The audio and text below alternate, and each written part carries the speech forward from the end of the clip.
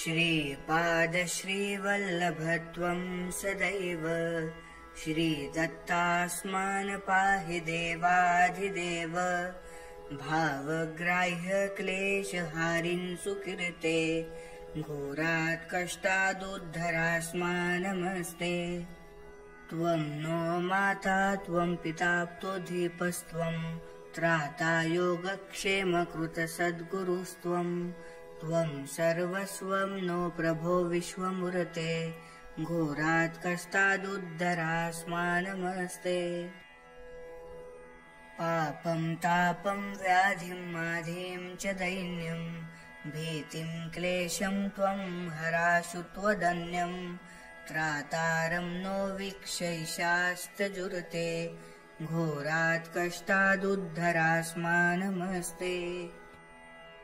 नान्यस्त्राता नापि दाता न भरता त्वतो देवत्वं शरण्योकहर्ता कुर्वात्रयानुग्रहं पूर्णराते घोरात् कष्टादुद्धरास्मान् नमस्ते।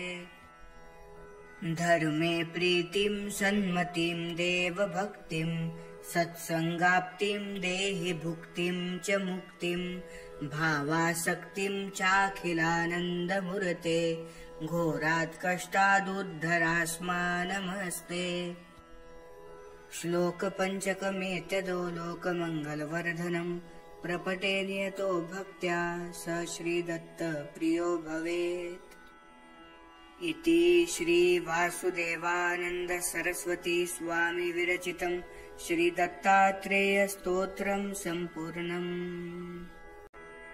श्रीपाद श्रीवल्लभत्वं सदैव श्रीदत्तास्मान् पाहि देवाधिदेव भावग्राह्य क्लेशहारिन् सुकृते घोरात् कष्टादुद्धरास्मान् नमस्ते।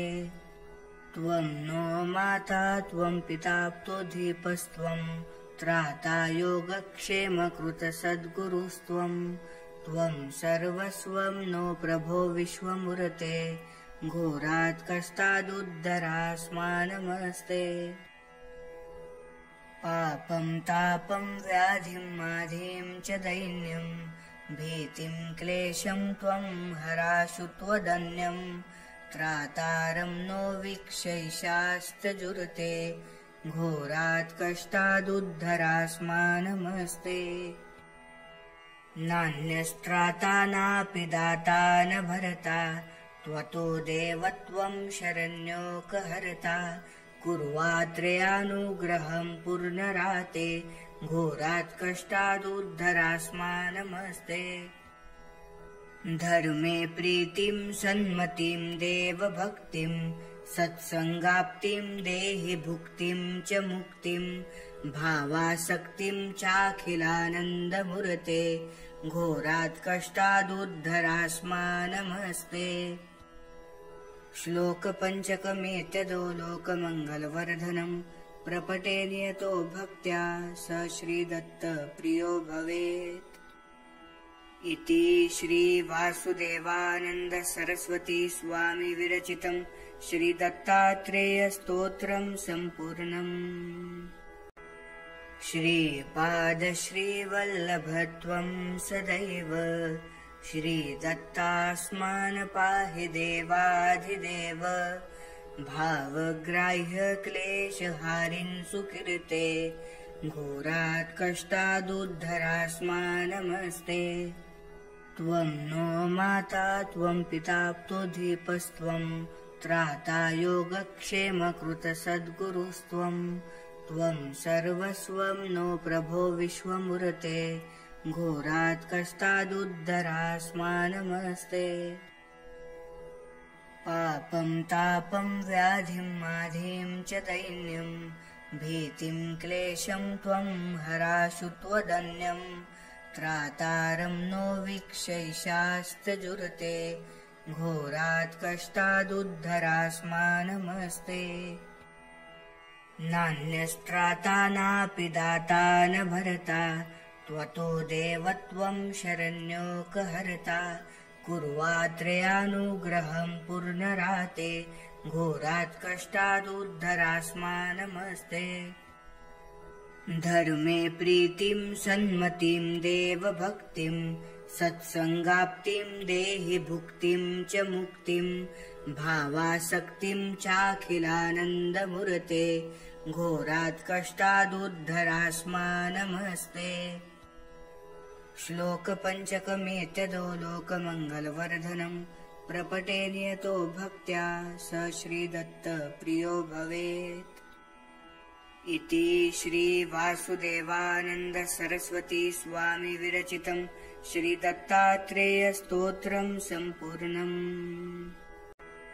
श्रीपादश्रीवल्लभत्वं सदैव श्रीदत्तास्मान् पाहि देवाधिदेव।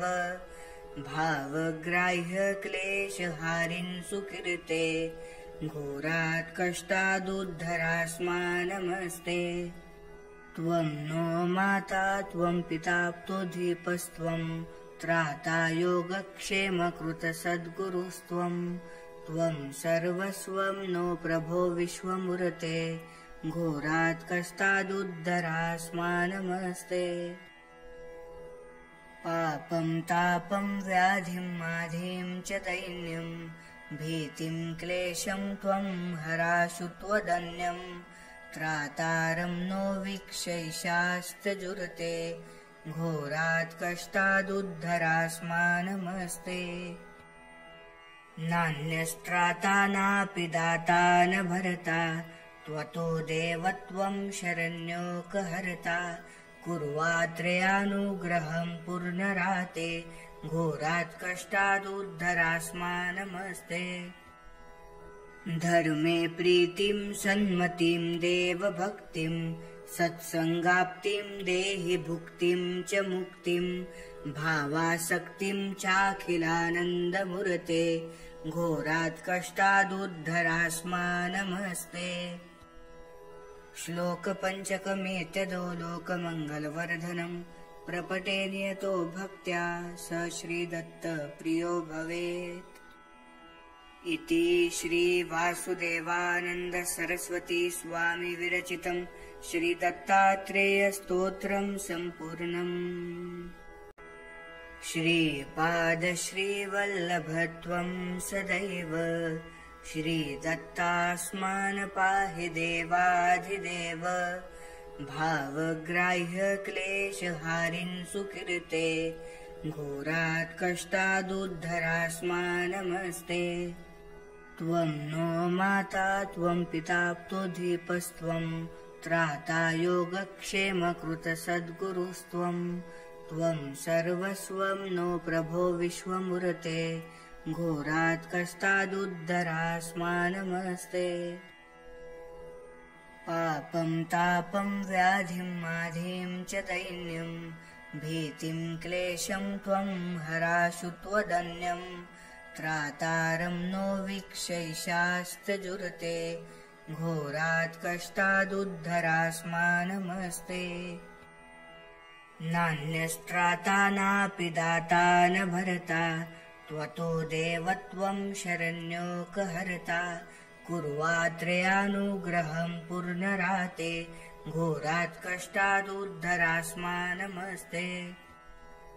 धर्मे प्रीतिं सन्मतिं देवभक्तिं सत्संगाप्तिं देहि भुक्तिं च मुक्तिं भावासक्तिं चाखिलानन्दमूर्ते घोरात् कष्टादुद्धरास्मानमस्ते। श्लोकपञ्चकमेतदो लोकमङ्गलवर्धनं प्रपटे नियतो भक्त्या स श्रीदत्तप्रियो भवेत्। इति श्रीवासुदेवानन्द सरस्वती स्वामी विरचितं श्रीदत्तात्रेयस्तोत्रं सम्पूर्णम्।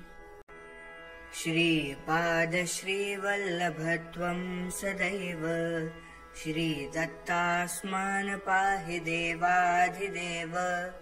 भावग्राह्यक्लेशहारिन् सुकृते घोरात् कष्टादुद्धरास्मानमस्ते। त्वं नो माता त्वं पिता त्वधीपस्त्वं त्राता योगक्षेमकृतसद्गुरुस्त्वं त्वं सर्वस्वं नो प्रभो विश्वमूर्ते घोरात् कष्टादुद्धरास्मानमस्ते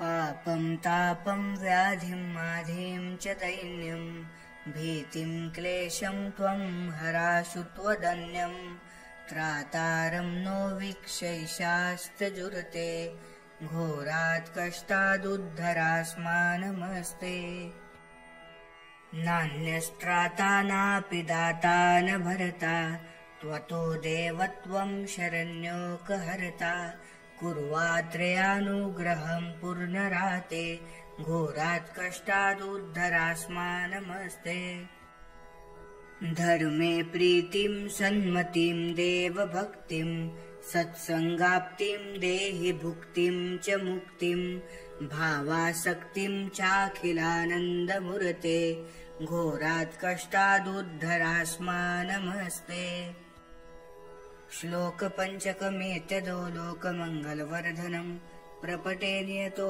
भक्त्या स श्रीदत्त प्रियो भवेत् इति श्री वासुदेवानंद सरस्वती स्वामी विरचितं श्रीदत्तात्रेय स्तोत्रं सम्पूर्णम्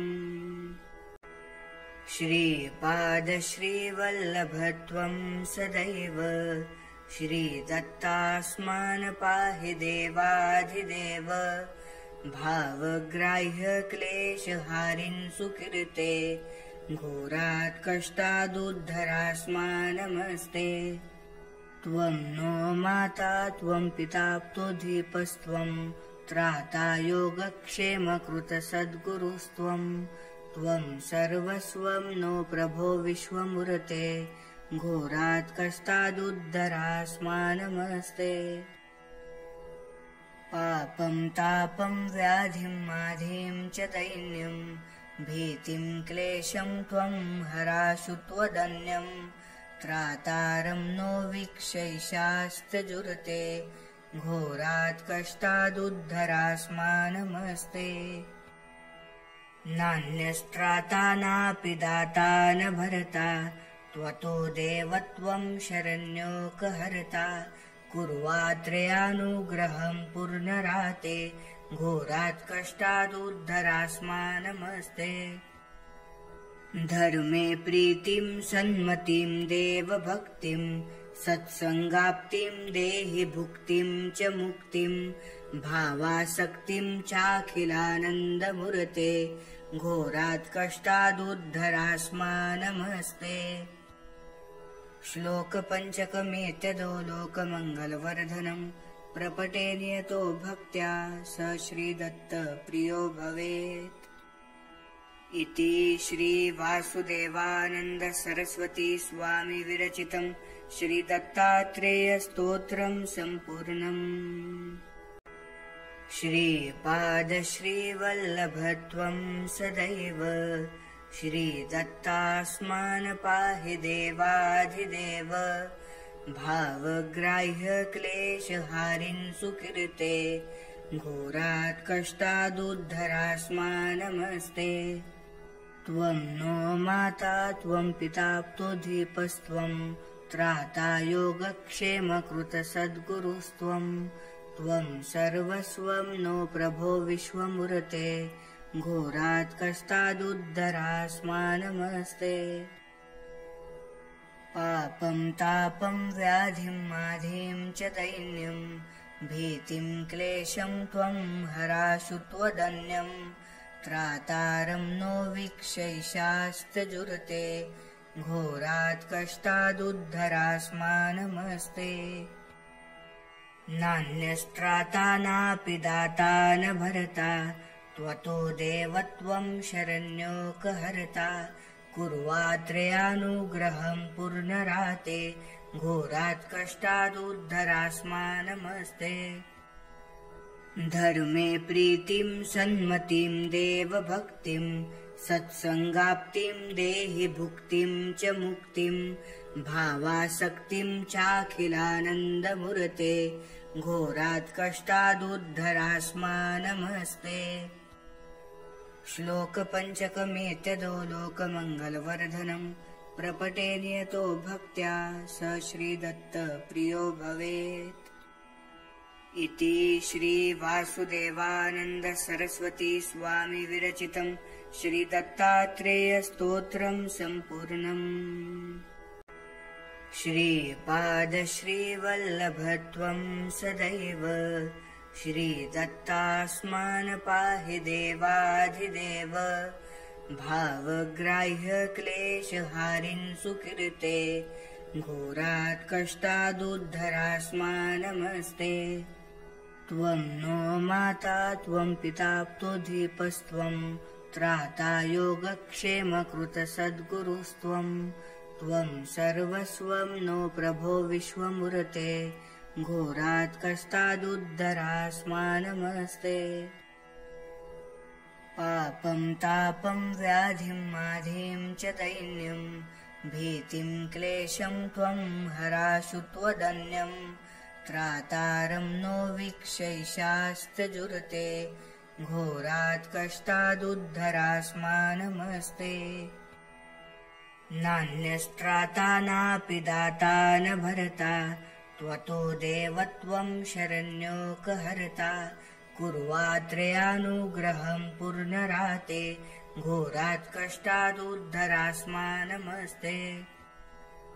धर्मे प्रीतिं सन्मतिं देवभक्तिं सत्सङ्गाप्तिं देहि भुक्तिं च मुक्तिं। भावासक्तिं चाखिलानन्दमूर्ते घोरात् कष्टादुद्धरास्मान् नमस्ते। श्लोकपञ्चकमेतदो लोकमङ्गलवर्धनं प्रपटे नियतो भक्त्या स श्रीदत्तप्रियो भवेत्। इति श्रीवासुदेवानन्द सरस्वती स्वामी विरचितं श्रीदत्तात्रेयस्तोत्रं सम्पूर्णम्। श्रीपादश्रीवल्लभत्वं सदैव श्रीदत्तास्मान् पाहि देवाधिदेव।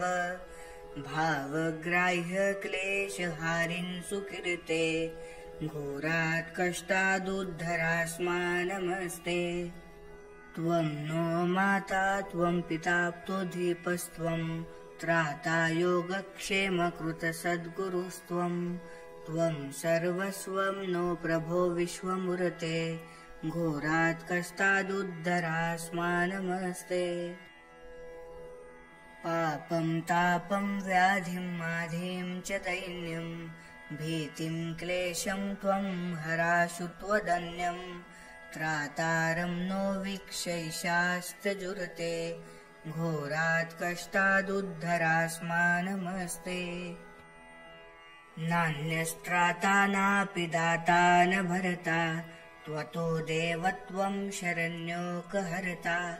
कुर्वात्रयानुग्रहं पूर्णराते घोरात् कष्टादुद्धरास्मान् नमस्ते। धर्मे प्रीतिं सन्मतिं देवभक्तिं सत्सङ्गाप्तिं देहि भुक्तिं च मुक्तिं। भावासक्तिं चाखिलानन्दमूर्ते घोरात् कष्टादुद्धरास्मान् नमस्ते। श्लोकपञ्चकमेतदो लोकमङ्गलवर्धनं प्रपटे नियतो भक्त्या स श्रीदत्तप्रियो भवेत्। इति श्रीवासुदेवानन्द सरस्वती स्वामी विरचितं श्रीदत्तात्रेयस्तोत्रं सम्पूर्णम्। श्रीपादश्रीवल्लभत्वं सदैव श्रीदत्तास्मान् पाहि देवाधिदेव। भावग्राह्यक्लेशहारिन् सुकृते घोरात् कष्टादुद्धरास्मान् नमस्ते। त्वं नो माता त्वं पिता त्वधीपस्त्वं त्राता योगक्षेमकृतसद्गुरुस्त्वं। त्वं सर्वस्वं नो प्रभो विश्वमूर्ते घोरात् कष्टादुद्धरास्मान् नमस्ते। पापं तापं व्याधिं माधिं च दैन्यं भीतिं क्लेशं त्वं हराशु त्वदन्यं। त्रातारं नो वीक्षैषास्तजुरते घोरात् कष्टादुद्धरास्मानमस्ते नान्यस्त्राता नापि दाता न भरता त्वतो देवत्वं शरण्योकहर्ता कुर्वात्रयानुग्रहं पुनराते घोरात् कष्टादुद्धरास्मानमस्ते धर्मे प्रीतिं सन्मतिं देवभक्तिं सत्संगाप्तिं देहि भुक्तिं च मुक्तिं भावासक्तिं चाखिलानन्दमुरते घोरात् कष्टादुद्धरास्मानमस्ते श्लोकपञ्चकमेतदो लोकमङ्गलवर्धनं प्रपटे नियतो भक्त्या स श्रीदत्तप्रियो भवेत् इति श्रीवासुदेवानन्द सरस्वती स्वामी विरचितं श्रीदत्तात्रेयस्तोत्रं सम्पूर्णम्।